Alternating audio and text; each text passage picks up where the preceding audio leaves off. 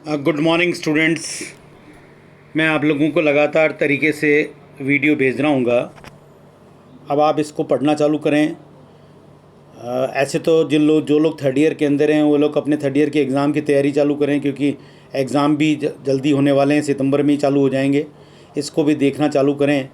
बाकी थोड़ा सा स्लो कर दूँगा मैं इसको भेजना, एग्ज़ाम के बाद डिटेल के अंदर अपन और काम करेंगे, लेकिन उससे पहले तक आप इसको देखना चालू करिएगा। कल अपन ने जहाँ तक बात की थी उससे आगे अपन आज चल रहे हैं। आज मैंने आपसे कहा था कि संविधान सभा के जो चुनाव हुए थे उसमें कांग्रेस को 208, मुस्लिम लीग को 73 स्थान प्राप्त हुए थे और अन्य स्थान निर्दलीय तथा अन्य दलों को मिले थे। इन सब चीज़ों के बाद बुखलाकर 29 जुलाई 1946 को एक मुस्लिम लीग ने प्रस्ताव पास किया और उसमें स्पष्ट रूप से कह दिया कि हमें ये संविधान सभा मंजूर नहीं है, हमारे लिए पृथक संविधान सभा का निर्माण किया जाए। यानी कि यहाँ पर मुस्लिम लीग ने अपने तेवर दिखाने चालू कर दिए और उन्होंने अलग से संविधान सभा के निर्माण की बात भी उठा दी और कह दिया इस संविधान सभा में हम नहीं रह सकते। और उस समय तो इस मांग को नहीं माना गया, लेकिन बाद में इस मांग को मान भी लिया गया। इसके बाद अब हम एक क्रम से चालू करते हैं कि संविधान सभा की जो पहली बैठक हुई वो हुई 9 दिसंबर 1946 को संसद के केंद्रीय कक्ष में डॉक्टर सच्चिदानंद सिन्हा की अस्थायी अध्यक्षता के अंदर ये बैठक प्रारंभ हुई थी। क्योंकि सच्चिदानंद सिन्हा सबसे वयोवृद्ध व्यक्ति थे, इसलिए उनकी अध्यक्षता के अंदर ये बैठक का आयोजन किया था। पहले दिन अगर अपन देखें 207 सदस्यों ने भाग लिया था। देसी रियासत व मुस्लिम लीग ने इसमें भाग नहीं लिया था, ये स्पष्ट रूप से आप लोग ध्यान में रखिएगा। उसके 2 दिन बाद यानी कि 11 दिसंबर 1946 को डॉक्टर राजेंद्र प्रसाद संविधान सभा के स्थायी अध्यक्ष निर्वाचित हो गए थे। ये आप लोगों को ध्यान में रखना है, ये आपको कई बार पूछा भी गया है, मैंने आपको पहले भी पढ़ाया है, आप इसको और ध्यान रखिएगा। इसके 2 दिन बाद यानी 13 दिसंबर 1946 को उद्देश्य प्रस्ताव लाया गया। ये उद्देश्य प्रस्ताव पंडित जवाहरलाल नेहरू ने प्रस्तुत किया था। इसके पीछे मूल विचार महात्मा गांधी का था। ये अलग अलग क्वेश्चन से ध्यान रखना, ये ऑब्जेक्टिव पॉइंट ऑफ व्यू के क्वेश्चन से, कल को आप है ना यूँ एक ही लाइन के अंदर ये पढ़ जाओ फिर आपको ध्यान नहीं रहे। तो 13 दिसंबर 1946 को उद्देश्य प्रस्ताव लाया गया, पंडित जवाहरलाल नेहरू ने इसे प्रस्तुत किया। इसके पीछे मूल विचार महात्मा गांधी का था, ये ध्यान रखना।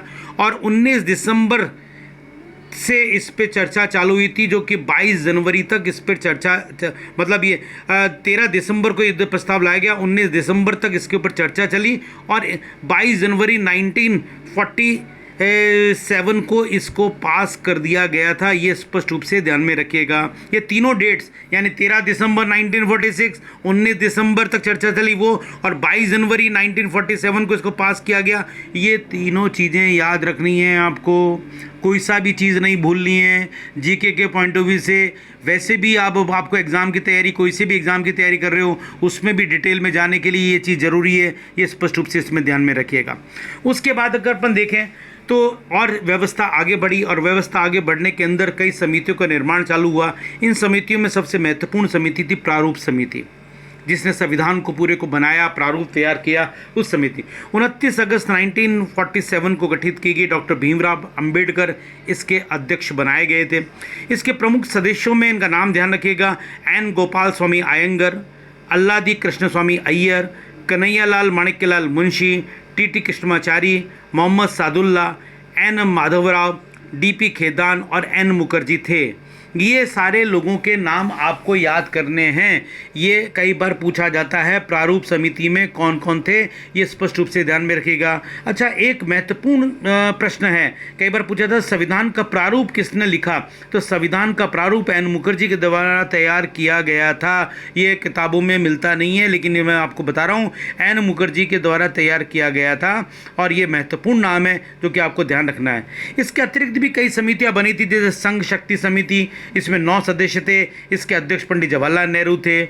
मूल अधिकार व अल्पसंख्यक समिति, इसमें 54 सदस्य थे। इसके अध्यक्ष सरदार वल्लभ भाई पटेल थे। विशेष समिति बनाई गई जिसमें 7 सदस्य थे। इसके अध्यक्ष जवाहरलाल नेहरू थे। इस तरह की चीज़ों को भी आपको ध्यान रखना है। प्रारूप समिति ने, जो प्रारूप समिति थी, इसने 21 फरवरी 1948 को पूरे प्रारूप को तैयार कर लिया था। यानी 21 फरवरी 1948 को प्रारूप तैयार हो गया था पूरा। अगर हम और देखें तो कुल मिला के संविधान सभा में कुल 7,625 संविधान संशोधन प्रस्तावित किए गए थे। कितने? 7,625। इनमें से 2,473 संशोधनों पर विचार भी हुआ था। 7,625 संशोधन प्रस्तावित किए गए थे, इनमें से 2,473 संशोधनों पर विचार भी हुआ था। कुल मिलाकर संविधान सभा में टोटल 12 अधिवेशन हुए थे, जो कि लगातार 165 दिनों तक चले थे। इनमें से 114 दिन तक प्रारूप पर विचार किया गया था। आपको ये चीज़ें जीके के पॉइंट ऑफ व्यू से याद रखनी है। कुल अधिवेशन हुए 12, लगातार चले 165 दिन तक। इनमें से क्या, जो मैं पूरी चीज़ आपको ध्यान रखनी है, 114 दिन तक प्रारूप पर विचार किया गया था। और भारत का संविधान अंतिम रूप से 26 नवंबर 1949 को बनकर तैयार हो गया था। और इसके कुछ प्रावधानों को इस दिन लागू भी कर दिया गया था, जिनमें अनुच्छेद 5 से लेकर 11 तक नागरिकता संबंधी, अनुच्छेद 324 से 329 तक निर्वाचन संबंधी, अनुच्छेद 52 से लेकर 151 तक अंतरिम संसद संबंधी जो प्रावधान थे वो इसके अंतर्गत थे। आज यहाँ तक बात कर रहे हैं, बाकी बात अपन कल करेंगे। Thank you so much.